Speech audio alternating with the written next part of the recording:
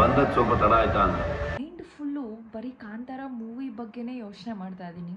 ನೀವು ಕನ್ನಡದವ್ರಾಗ್ಬಿಟ್ಟು ಇಂಡಿಯನ್ಸ್ ಆಗ್ಬಿಟ್ಟು ಇನ್ನೂ ಕಾಂತಾರ ಮೂವಿ ನೋಡಿಲ್ಲ ಅಂದರೆ ಹಾಯ್ ಎಲ್ರಿಗೂ ನಮಸ್ಕಾರ, ಹರೇ ಕೃಷ್ಣ. ನಾನು ನಿಮ್ಮ ಕೋಳಿ ರಮ್ಯಾ.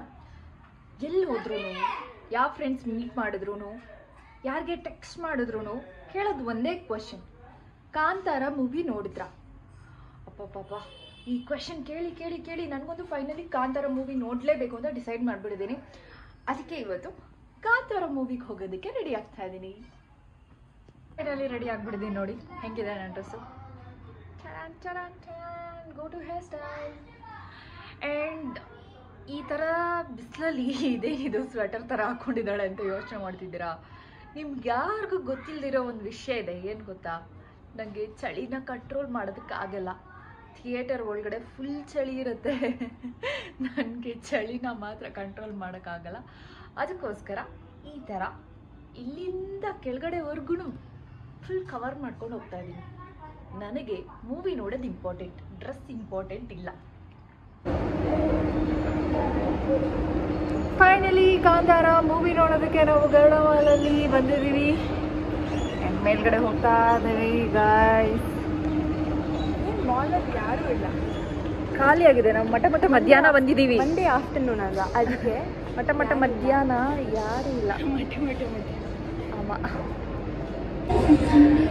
ಸೊ ಫೈನಲಿ ಗೈಸ್, ನಾನು ಹೀಗೆ ಲೈವ್ ಮಾಡಿಕೊಂಡು ಹೀಗೆ ಚೆನ್ನಾಗಿ ಹೊಟ್ಟೆಗೆ ಊಟ ಮಾಡ್ಕೊಂಡ್ಬಿಡೋಣ ಅಂತ ಟ್ಯಾಕೋಗೆ ಬಂದಿದ್ದೀನಿ. ನನ್ನ ಫೇವ್ರೆಟ್ ಟ್ಯಾಕೋ ಆ್ಯಕ್ಚುಲಿ. ಅಲ್ಲ, ಯಾವಾಗಲೂ ತಿನ್ನಲ್ಲ, ಯಾವಾಗಲೂ ಒಂದೊಂದು ಸಲ ತಿಂತೀನಿ. ಆ್ಯಂಡ್ ಅವಳೇನೋ ಫ್ರೂಟ್ ಸಲಾಡ್ ಥರ ಏನೋ ಐಸ್ ಕ್ರೀಮ್ ಆರ್ಡ್ರ್ ಮಾಡಿದ್ದಾಳೆ. ಹೋಗ್ಬಿಟ್ಟೆ ಫಸ್ಟ್ ಊಟ ಮಾಡ್ಕೊಂಡ್ಬಿಡೋಣ, ಹೊಟ್ಟೆ ತುಂಬಿಸ್ಕೊಂಡ್ಬಿಡೋಣ, ಆಮೇಲೆ ಮೂವಿ ನೋಡೋಕೆ ಹೋಗೋಣ. ಏನಂತೀರಾ ಅಲ್ವಾ? ಚಡಾನ್ ಗಾಯ್ಸ್, ಸ್ವಲ್ಪ ಕರ್ಗೋಗ್ಬಿಟ್ಟಿದೆ, ಅಡ್ಜಸ್ಟ್ ಮಾಡ್ಕೊಳ್ಳಿ. ನೋಡಿ ಇವಳು ಹೆಂಗೆ ತಿಂತಾ ಇದ್ದಾಳೆ ಆಗಲೇ. ಸೊ ನಾನು ಆರ್ಡ್ರ್ ಮಾಡಿದ್ದ ಟ್ಯಾಕೋ ಬಂದಿದೆ, ತಿಂತಾ ಇದ್ದೀನಿ ನೋಡಿ.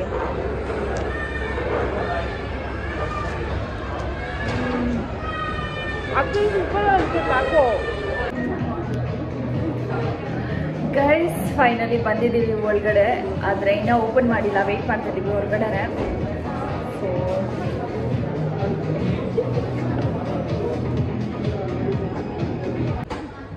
ಗೈಸ್, ನನ್ನ ಫೇವ್ರೆಟ್ ಕ್ಯಾರಮಲ್ ಪಾಪ್ಕಾರ್ನ್ ಇಲ್ಲ ಅಂತ ಹೇಳ್ತಿದ್ದಾರೆ, ಅದಕ್ಕೆ ಚೀಸ್ ಪಾಪ್ಕಾರ್ನ್, ಅದು ಅವಳಿಗೆ ಮಾತ್ರ ಇಷ್ಟ.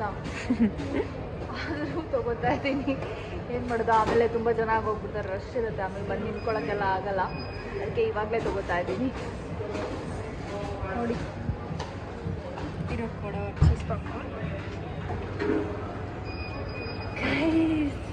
ಫೈನಲಿ ಪಾಪ್ಕಾರ್ನ್ ಫಸ್ಟೇ ಒಂದು ಟೇಸ್ಟ್ ಮಾಡಿಬಿಡೋಣ.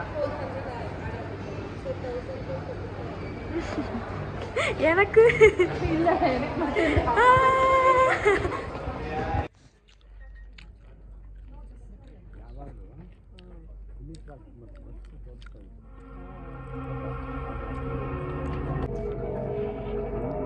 ಗೈಸ್ ಮೂವಿ ಸ್ಟಾರ್ಟ್ ಆಗ್ತಾ ಇದೆ. ಆಗ್ಲೇ ಜಿಯರ್ ಕೊಟ್ಬಿಟ್ಟವ್ರ ಇವರು. ಓ ಅಮೆಝಾನ್ ಪ್ರೈಮ್ ಬಂದದ್ದು ಸ್ವಲ್ಪ ತಡ ಆಯ್ತಾ ಅಂತ ಅಲ್ಲ. ಗೈಸ್, ಮೂವಿ ಹೆಂಗಿತ್ತು ಅಂದರೆ ಅದನ್ನು ಹೇಳೋದಕ್ಕೆ ಮಾತೇ ಸಾಕಾಗಲ್ಲ, ಅಷ್ಟು ಚೆನ್ನಾಗಿತ್ತು. ಆ್ಯಕ್ಚುಲಿ ನಾನು ಆ ಒಂದು ಗುಂಗಿಂದ ಇನ್ನೂ ಹೊರಗಡೆನೇ ಬಂದಿಲ್ಲ, ಇನ್ನೂ ಅದೇ ನೆನಪಾಗ್ತಿದೆ. ಆ ಕ್ಲೈಮ್ಯಾಕ್ಸೇ ನನ್ನ ಕಣ್ಮುಂದೆ ಬರ್ತದೆ. I need some time. ಮನೆಗೆ ಹೋಗ್ಬಿಟ್ಟು ಇನ್ನೂ ನೀಟಾಗೆ ನಾನು ನಿಮಗೆ ಎಕ್ಸ್ಪ್ಲೈನ್ ಮಾಡ್ತೀನಿ, ರಿವ್ಯೂನ ಕೊಡ್ತೀನಿ. ಗೈಸ್ ಫೈನಲಿ ಮೂವಿ ಮುಗಿಸ್ಕೊಂಡು ಮನೆಗೆ ಬಂದೆ. ಮನೆಗೆ ಬಂದು ಒಂಥರ ಸೈಲೆನ್ಸ್ ಇತ್ತು ನನ್ನಲ್ಲೇ ನನಗೆ.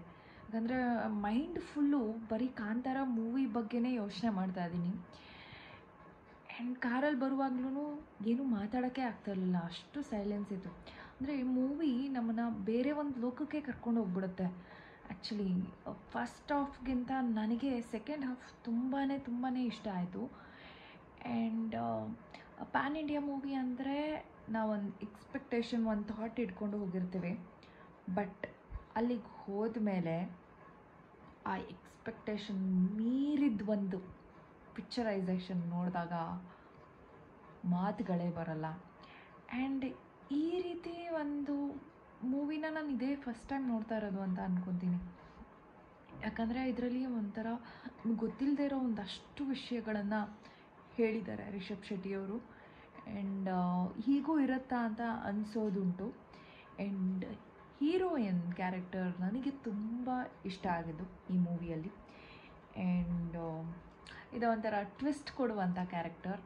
ಆ್ಯಂಡ್ ಅವ್ರು ನಾವು ಎಷ್ಟು ಒಂದು ಮುಗ್ಧವಾಗಿ ಸೌಮ್ಯವಾಗಿ ನೋಡಿದಂತಹ ರುಕ್ಮಿಣಿಯವರು ಈ ಒಂದು ಮೂವಿಯಲ್ಲಿ ಒಂದು ಅದ್ಭುತವಾದ ಪಾತ್ರನೇ ಮಾಡಿದ್ದಾರೆ. ಆ್ಯಂಡ್ ಎಲ್ಲ ಕ್ಯಾರೆಕ್ಟರ್ಸು ಅವ್ರವ್ರದ್ದೇ ಆದಂತಹ ಒಂದು ವೆಯ್ಟೇಜ್ ಇದೆ ಈ ಮೂವಿಯಲ್ಲಿ. ಕಾಮಿಡಿಯನ್ಸ್ ಆಗಿರ್ಬೋದು, ಪೋಷಕ ಪಾತ್ರಗಳಾಗಿರ್ಬೋದು, ಎಲ್ಲ ಪಾತ್ರಗಳಿಗೂ ಒಂದೊಂದು ಅದರದ್ದೇ ಆದಂತಹ ವೆಯ್ಟೇಜ್ ಇದೆ. ಆ್ಯಂಡ್ ಮೂವಿಯಲ್ಲಿ ರಾಜ ಬರ್ತಾನೆ. ಆ ರಾಜ್ ಅಂತ ಮಾತ್ರ ಅದ್ಭುತವಾಗಿದೆ ಸ್ಟೋರಿ. ನಿಜವಾಗ್ಲೂ ಎಕ್ಸ್ಪೆಕ್ಟ್ ಮಾಡೋಕ್ಕೆ ಆಗಲ್ಲ. ಅವರಂತೂ ಆ್ಯಕ್ಟಿಂಗ್ ತುಂಬ ಚೆನ್ನಾಗಿ ಮಾಡಿದ್ದಾರೆ. ಆ್ಯಂಡ್ ರಿಷಬ್ ಶೆಟ್ಟಿ ಅವರು ಒಂಥರ ರಾ ಆಗಿ ಮಾಡಿದ್ದಾರೆ. ಅವ್ರ ಆ್ಯಕ್ಟಿಂಗು, ಅವ್ರ ಬಾಡಿ ಲ್ಯಾಂಗ್ವೇಜು ಅದೆಲ್ಲ ತುಂಬ ಅದ್ಭುತವಾಗಿದೆ ಅಂತ ನನಗನ್ನಿಸ್ತು. ಆ್ಯಂಡ್ ರುಕ್ಮಿಣಿಯವರ ಅಪ್ಪನ ಕ್ಯಾರೆಕ್ಟ್ರು ಒಂದಿದೆ, ಅದು ಅಷ್ಟೇ, ಅವರು ಅಷ್ಟೇ ತುಂಬ ಅದ್ಭುತವಾಗಿ ಮಾಡಿದ್ದಾರೆ, ಆ್ಯಪ್ಟಾಗಿದ್ದಾರೆ ಅಂತ ಅನ್ಬೋದು. ಆ್ಯಂಡ್ ಆ ಒಂದು ಜನಾಂಗದವರು ಏನು ಒಂದು ಸೆಟ್ ಹಾಕ್ಬಿಟ್ಟು ಅಷ್ಟು ಜನ ಮಾಡಿದ್ದಾರೆ, ಅದೆಲ್ಲ ಒಂಥರ ರಿಯಲ್ ಆಗಿ ಜೀವ ತುಂಬಿದ್ದಾರೆ ಅಂತ ಹೇಳ್ಬೋದು. ಅಷ್ಟು ಜನ ಚಿಕ್ಕ ಚಿಕ್ಕ ಪಾತ್ರಗಳಾಗಿದ್ರೂ ಅಷ್ಟು ಜನ ಆ ಪಾತ್ರದಲ್ಲೇ ಇದ್ದಾರೆ. ಆ್ಯಂಡ್ ಅವರ ಕಾಸ್ಟ್ಯೂಮ್ಸ್ ಆಗಿರ್ಬೋದು, ಅವ್ರದ್ದು ಮೇಕಪ್ ಆಗಿರ್ಬೋದು, ಆ್ಯಂಡ್ ಅವ್ರ ಬಾಡಿ ಲ್ಯಾಂಗ್ವೇಜ್, ಅವ್ರು ಮಾತಾಡೋ ರೀತಿ ಒಂಥರ ತುಂಬ ತುಂಬ ಡಿಫ್ರೆಂಟ್ ಆಗಿದೆ. ಈ ಮೂವಿನ ಯಾಕೆ ನೋಡಲೇಬೇಕು ಅನ್ನೋದಕ್ಕೆ ಒಂದಷ್ಟು ಕಾರಣಗಳನ್ನು ನಾನು ಹೇಳ್ತೀನಿ. ಫಸ್ಟು, ನಮ್ಮ ಕನ್ನಡ ಮೂವಿ ಇಷ್ಟು ಅದ್ಭುತವಾಗಿ ಇಂಡಿಯಾದಲ್ಲೇ ಮಾಡಿಲ್ಲ, ಅಷ್ಟು ಅದ್ಭುತವಾಗಿ ಮಾಡಿದ್ದಾರೆ. ಆ್ಯಂಡ್ ಎಲ್ಲ ಮೂವಿನೂ ಮೀರಿಸ್ಬಿಟ್ಟಿದೆ ಅನ್ನೋ ಕಾರಣಕ್ಕೆ ಫಸ್ಟು ಎಲ್ಲರೂ ಈ ಮೂವಿ ನೋಡಲೇಬೇಕು. ಆ್ಯಂಡ್ ಮೇಕಿಂಗ್ ವೈಸ್ ತುಂಬ ಚೆನ್ನಾಗಿದೆ. ಆ CG ವರ್ಕ್ಗಳಾಗಿರ್ಬೋದು ನಿಜವಾಗ್ಲೂ ಅದ್ಭುತವಾಗಿ ರಿಯಲಾಗೆ ಮೂಡ್ ಬಂದಿದೆ ಅಂತ ಹೇಳ್ಬೋದು. ಆ್ಯಂಡ್ ಅಲ್ಲೊಬ್ಬ ಬ್ರಹ್ಮ ರಾಕ್ಷಸ ಬರ್ತಾನೆ, ಆ ಒಂದು ಪಿಕ್ಚರೈಸೇಷನ್ ನೋಡಿದ ತಕ್ಷಣ ಯಪ್ಪ ಬೆಚ್ಚಿ ಬಿಡಬೇಕು ಆ ಥರ ಇದೆ. ಸೊ ಈ ಥರ CG, ಈ ಒಂದು ಸಿನಿಮಾಟೋಗ್ರಫಿ ಆಗಿರ್ಬೋದು, ಇದನ್ನೆಲ್ಲ ನೋಡಲೇಬೇಕು ಅಂತ ಅನಿಸುತ್ತೆ. ಆ ಕಾರಣಕ್ಕೆ ನಾವು ನೋಡಲೇಬೇಕು. ಆ್ಯಂಡ್ ರಿಷಬ್ ಶೆಟ್ಟಿ ಅವರ ಆ್ಯಕ್ಟಿಂಗ್ ಕಿಲ್ಲಿಂಗ್ ಇಟ್, ಅದಕ್ಕೋಸ್ಕರ ನಾವು ನೋಡಲೇಬೇಕು. ಆ್ಯಂಡ್ ಪ್ರತಿ ಮೂವಿಯಲ್ಲಿ ಹೀರೋಯಿನ್ ಅಂದ ತಕ್ಷಣ ಬೇರೆ ಒಂದು ಝೋನ್ಗೆ ಕರ್ಕೊಂಡು ಹೋಗ್ತಾರೆ, ಬಟ್ ಈ ಮೂವಿಯಲ್ಲಿ ಬೇರೆ ಥರ ಡಿಫ್ರೆಂಟ್ ಆಗಿದೆ. ಆ ಒಂದು ಕಾರಣಕ್ಕೆ ನೀವು ಮೂವಿ ನೋಡಲೇಬೇಕು. ಆ್ಯಂಡ್ ಮೂವಿ ನೋಡ್ತಾ ನೋಡ್ತಾ ನೋಡ್ತಾ ನಾವು ಎಲ್ಲಿದ್ದೀವಿ ಅಂತಲೇ ಮರ್ತೋಗ್ಬಿಡ್ತೀವಿ. ನಿಜವಾಗ್ಲೂ ಮೂವಿ ಮುಗಿದ ತಕ್ಷಣ ಯಾರಿಗೂ ಮಾತಾಡೋಕ್ಕೆ ಆಗಲ್ಲ, ಅಷ್ಟೊಂದು ಸೈಲೆನ್ಸ್ ಇರುತ್ತೆ. ಆ ಒಂದು ಬೇರೆ ಲೋಕಕ್ಕೆ ಹೋಗ್ಬಿಡ್ತೀವಿ ನಾವು. ಅದಕ್ಕೋಸ್ಕರನಾದರೂ ಮೂವಿ ನೋಡಲೇಬೇಕು. ಆ್ಯಂಡ್ ಮೇನ್ ಇಂಪಾರ್ಟೆಂಟ್ಲಿ, ಕಾಂತಾರ ಫಸ್ಟಲ್ಲಿ ನಾವು ಏನು ನೋಡಿದ್ದೀವಿ ಆ ಒಂದು ಕ್ಲೈಮ್ಯಾಕ್ಸ್ ಸೀನ್, ಅದಕ್ಕಿಂತ ಅಲ್ಟಿಮೇಟ್ ಆಗಿದೆ ಈ ಕ್ಲೈಮ್ಯಾಕ್ಸ್ ಸೀನ್ ಅಂತ ಹೇಳ್ಬೋದು. ಅದ್ರ 100ರಷ್ಟು ಜಾಸ್ತಿ ಹೆಂಗಿರುತ್ತೋ ಅದನ್ನೇ ಇಮ್ಯಾಜಿನೇಷನ್ ಮಾಡ್ಕೊಳ್ಳಿ, ಆ ಥರ ಇದೆ. ಆ ಒಂದು ರೀಸನ್ಗೆ ನೋಡಲೇಬೇಕು.